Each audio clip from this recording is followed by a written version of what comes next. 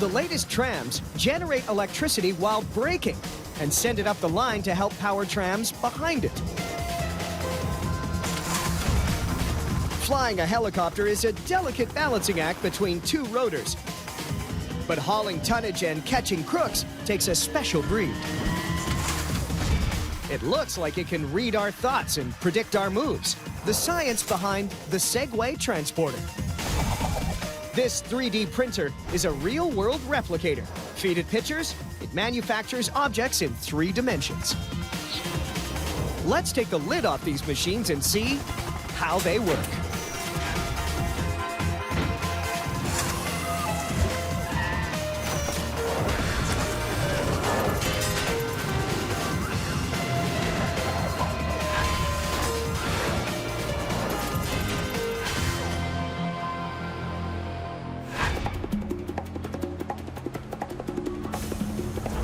Depending where you're from, this is a tram, a trolley, or a streetcar.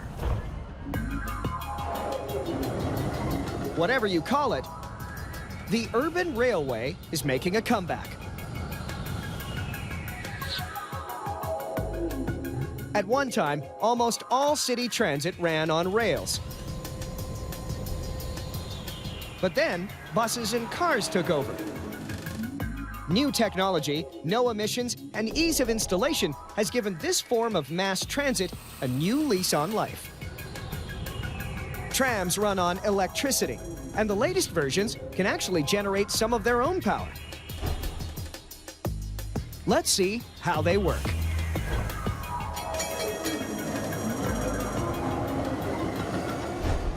Choosing low-emission trains over gas and diesel power is great for PR and government pocketbooks. But for this ride to appeal to the masses, you need more than that. To be #1 in the public eye, you have to be efficient, reliable, and comfortable. Let's start with efficiency. Compared to other forms of mass transit like buses, trams need a lot less energy and maintenance. Their electric motors are more powerful, quieter, and efficient than their gas-guzzling cousins. Trams get power from overhead lines fed by the local grid through something called a pantograph. It draws electrical current through points of contact. Early versions of this device had a problem. Constant rubbing from overhead wires wore out contacts and cut off power. Now, overhead lines are laid out in a zigzag pattern. So the pantograph slides side to side while the tram is in motion, greatly extending the life of its contacts. Electricity flows from the wires to copper coils inside the motors. This creates a magnetic field that spins a magnet, and with it, the wheels. This machine can top 100 kilometers an hour, but rarely goes above 70 while working in cities. And that means it needs good brakes. But these ones aren't just for stopping. They also help feed electricity back into the system. A design feature that can save big on a city's power bills. When the machine needs to stop, the power is cut off to the motors, but the tram's momentum keeps the wheels spinning. And this allows the motors to generate power. It's called regenerative braking. The momentum spinning inside the motor creates an electric current that's sent back up through the machine, through its pantograph, along the overhead wire, and into the nearest tram. An electrical piggyback ride. And if the tram needs to stop in a hurry, it's also got sets of air brakes. In an emergency, say if something falls in front of the tram, the brakes all work together with a safety bar to prevent anything from getting stuck under the machine. Step 2 in winning over the public is reliability. And that means not breaking down. With no transmission, no potholes to deal with, no tires to go flat, and no fuel to run out of, the only thing that really threatens this ride is a power failure. Trams like these do cost a lot more to purchase than buses, but they last decades longer and cost much less to run on a day-to-day basis. Coming across as good for the environment and city bank accounts is fine. But it doesn't explain why the average person prefers light rail to buses. For that, you need to look at this machine's third advantage: comfort and style. New models come with street-level ground clearance for easy on and off. They can grow with extra cars to give plenty of rush hour elbow room. And with steel wheels that can be kept true, the ride is super smooth. The low ride comes courtesy of a design that hides most of the tram's components on the roof, giving the wheels and axles plenty of room to provide support. Super strong pivot points seamlessly join the cars together and enable these machines to take on up to 7 cars and still slide through corners. Accordion-like rubberized material fills in the gaps around the joints between the cars. It's rush hour, and now you have transit that's easy to board with continuous open space for over 200 passengers. Keeping a ride smooth has always been a challenge for machines that depend on steel wheels riding steel rails. And the wheels wear out fast, especially under a tram that has an empty weight of over 40 tons. So every 20,000 kilometers, they get a tune-up.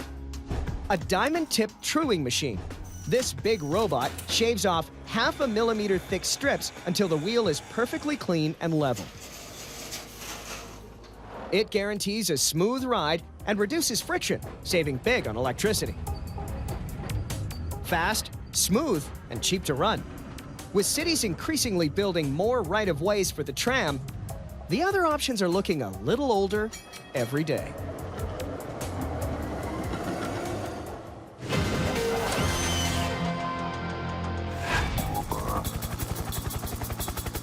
Helicopters are hard at work all over the place these days.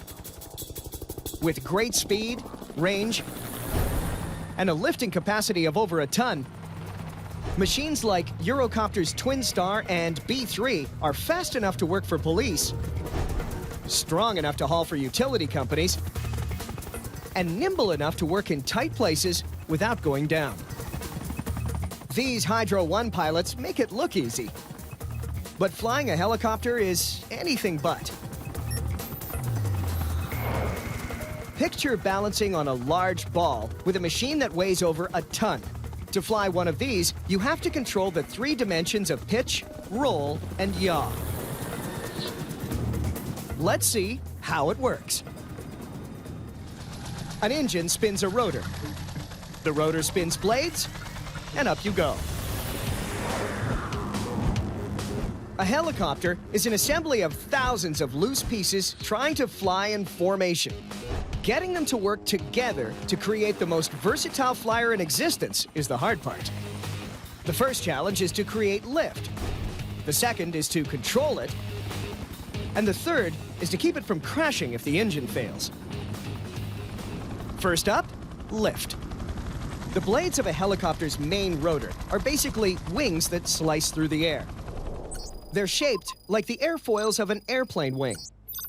But these are much thinner and narrower because they have to spin extremely fast to get airborne. And to do that, they need a slight shift. This change in the blade's angle of attack, combined with their speed, forces air down. When the amount of air forced down overcomes the weight of the machine, it takes off.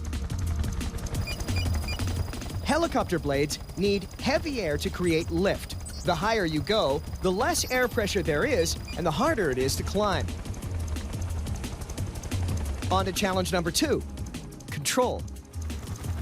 Spinning the main rotor this fast is terrific, but it comes with problems. For starters, the body of the helicopter wants to spin in the opposite direction of the rotor. To control the machine, a precisely located counterforce is needed for balanced flight. And on a chopper, that comes from the tail rotor. On this machine, it's 1/6 the size of the main rotor, so it spins 6 times faster to balance the force from the big blades.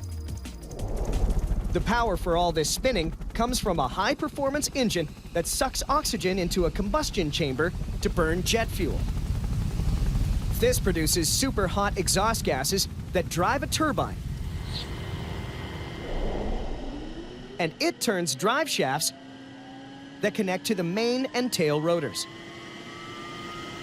The drive shafts are linked through gears to a transmission that keeps everything in perfect sync. So now you've got basic control of a powerful flying machine. Let's take a closer look at some of the finer elements of helicopter handling. A twist throttle controls the engine power to the main and tail rotors. Once airborne, the rotors spin at a fixed RPM all the way. Pilots never hit the gas to go higher, faster, or to change direction. The fixed RPM is set to maintain perfect balance between the two rotors. A helicopter's ability to fly in 3 dimensions is all about the blades and their angle of attack. And that's controlled with the collective and the cyclic. They allow pilots to change course, altitude, and speed. The cyclic is the control directly in front of the pilot, which he uses to move left or right, or to go forward or back.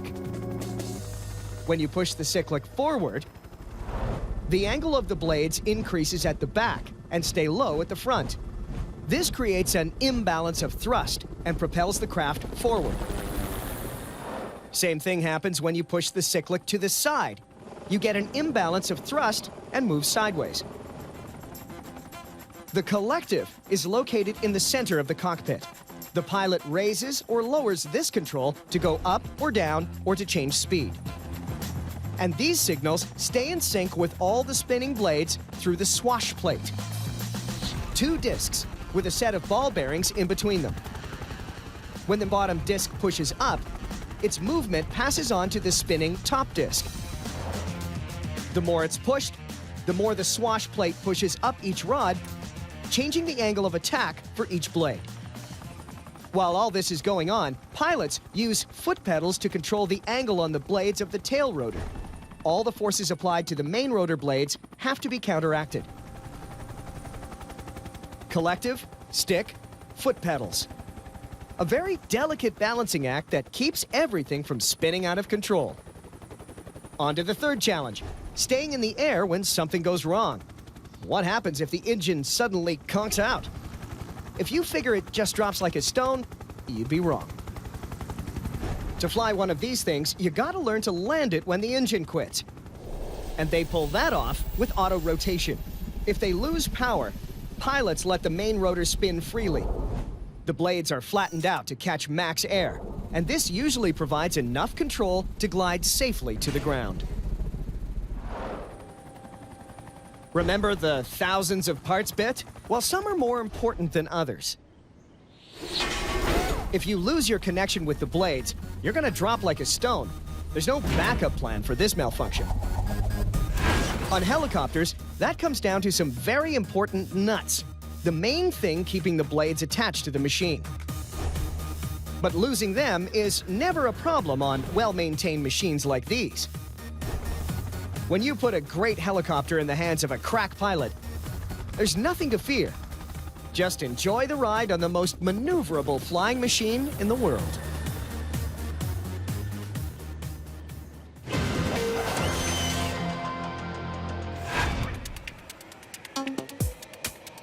Since its unveiling in 2001, the Segway has captured our imagination and pointed to the future of transportation.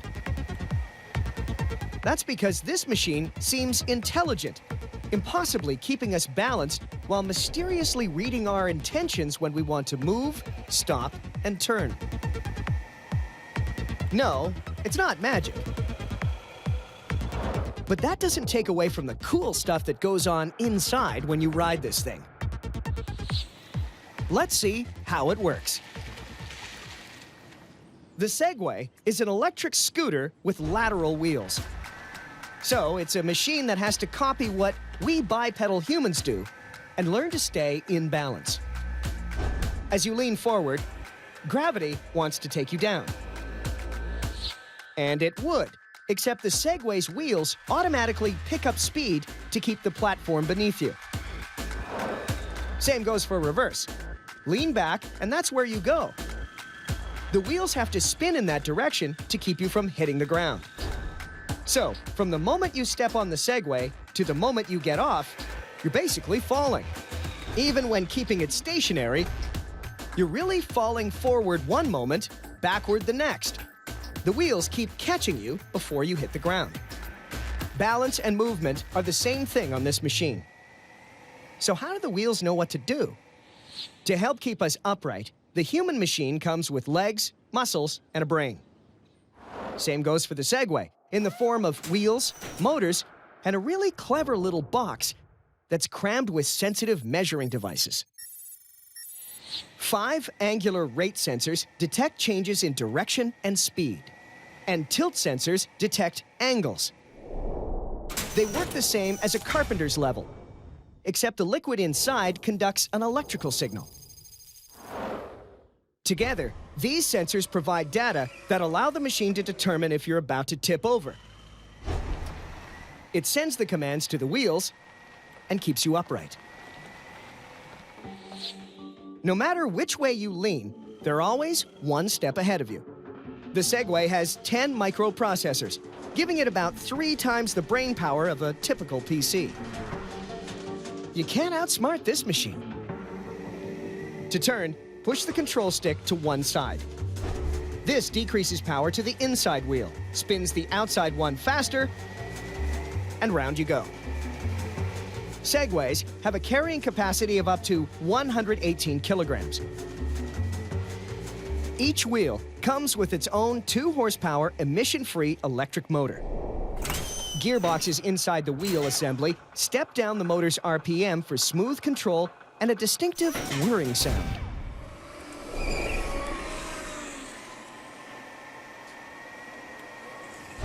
The gears also help limit the Segway's speed to about 20 kilometers per hour.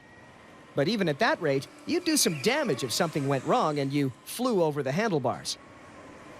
So the machine comes with backup systems that shut it down safely if there's a glitch. There's no tumbling off this guy. When you're done for the day, just ride over to a wall socket, plug it in, and in no time, it's ready to ride again. And these days, that includes everything from off-road trail riding to making a day of foot patrols a little smoother for police. This machine may not rule our sidewalks yet, but it's finding a way into our transport systems one lean at a time.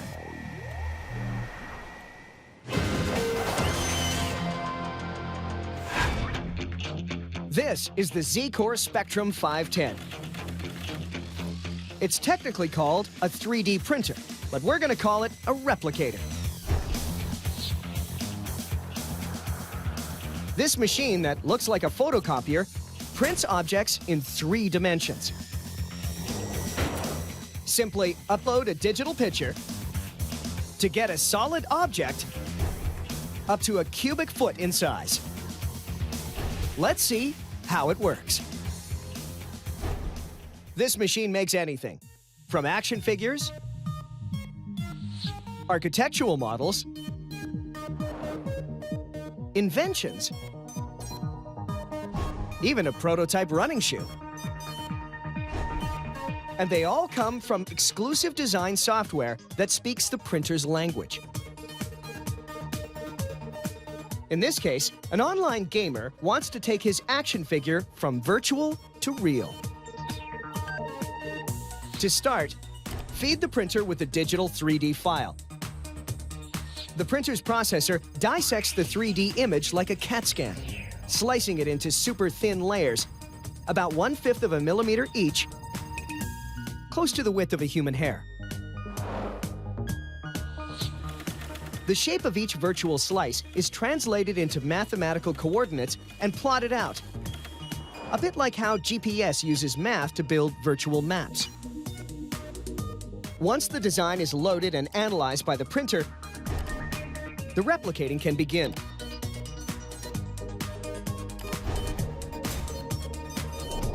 A roller moves a thin layer of powder from a feed bin into the printer's build chamber.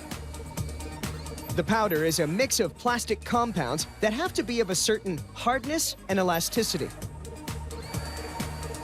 When dry, it has the consistency of talcum powder. Once the first layer of powder is laid down, the print heads go into action. They lay down color ink onto the first layer according to the object's coordinates. But this machine doesn't just lay down ink. To build in 3 dimensions, it needs an adhesive or binder fluid to start the foundation for the final object. Layer after layer, they're glued together. The build chamber lowers with each pass, and the next thin layer of powder is added, ready for more ink and more adhesive. This continues 1 layer at a time until the entire model is complete. The object's color is created by mixing 3 primaries of ink held in these reservoirs. That sends them out through 3 print heads. While a 4th carries clear binder fluid. This allows the machine to create white when necessary. Here's a completed print job. It comes out as a thick block of powder, but watch as the powder is blown away. Buried inside, solid figures. The surrounding powder holds up the objects as they're being constructed. The excess stuff is reused for the next printing. Nothing is wasted. Like an archaeologist wiping away the dust on an artifact, our newly printed subject is revealed.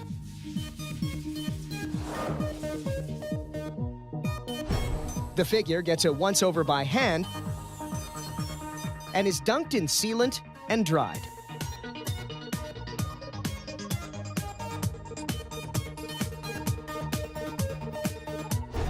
One of these printers can crank out about 16 of these every 5 hours. Imagine how long it would take to make these by hand. Architects and engineers use this machine for everything, from scale models to machine prototypes with parts that move. If a regular printer is a painter, the 3D printer is a sculptor. And a version of this may be in your home soon enough. If you can imagine it, this machine can make it.